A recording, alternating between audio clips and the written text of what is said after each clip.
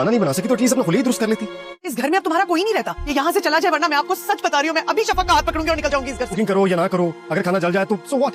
हम तुम्हारे लिए मर गए और तुम हमारे लिए मर गए। नहीं, अल्लाह ना करे। घर साफ है या गंदा कोई पूछने वाला ना हो। अब्बा जी इसको बोल दे। यही चाहती थी ना तुम कि अकेली रहो, कोई रोकने टोकने वाला ना हो। चलो चलो जाओ जाओ, जाके लैला के पल्लू से बंध के बैठो जाकर। भाभी बड़ी भाभी जब ये देखेंगी कि ज़ीशान जब उनसे मिलने आया तो घर वालों में से किसी ने भी उनके बेटे को रोका नहीं बल्कि उसे घर से ही निकाल दिया, तो इस बात पर उन्हें बहुत ज़्यादा दुख होगा। और आने वाली एपिसोड में हम देखेंगे कि कैस जब अम्मा और अब्बा से मिलने के लिए घर आएगा तो वो इस बात का बदला कैस से निकालेंगी और उससे यही कहेंगी कि तुम यहाँ से अभी और इसी वक्त चले जाओ, क्योंकि इस घर में अब तुम्हारा कोई भी नहीं, हम तुम्हारे लिए मर गए और तुम हमारे लिए। यहाँ पर अम्मा इस बात पर आवाज़ उठाएंगी और यही कहेंगी कि अल्लाह ना करे कि कभी ऐसा हो, लेकिन बड़ी भाभी उसे मिलने नहीं देंगी और यही कहेंगी कि तुम अभी और इसी वक्त यहाँ से चले जाओ, अब्बा जी आप इसे समझा दें वरना मैं अपनी बेटी का हाथ पकड़कर इस घर से खुद ही चली जाऊंगी। और यहाँ पर हम देखेंगे कि कैस अम्मा अब्बा से मिल नहीं पाएगा बल्कि वापस चला जाएगा।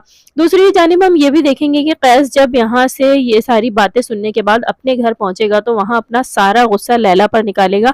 लैला जिसे अभी कुछ भी नहीं आता, ना वो खाना बना पाती है और ना ही ढंग से घर के काम कर पाती है, लेकिन फिर भी वो अपनी पूरी कोशिश कर रही है कि सब कुछ कर ले, तो बजाय इसके कि कैस उसे अप्रिशिएट कर बल्कि वो अपना सारा गुस्सा लैला पर ही निकालेगा और उससे यही कहेगा कि तुम अगर खाना नहीं बना सकी थी तो कम से कम अपना हुलिया ही दुरुस्त कर लेती, खाना भी जल जाता है और यहाँ घर की सफाई भी तुमसे नहीं होती। और कैस की ये सारी बातें लैला खामोशी से सुनती रहेगी। तो दोस्तों यहाँ आप लोगों को क्या लगता है, कैस का ये रवैया लैला के साथ ठीक है या नहीं, अपना कमेंट करके हमें जरूर बताएं।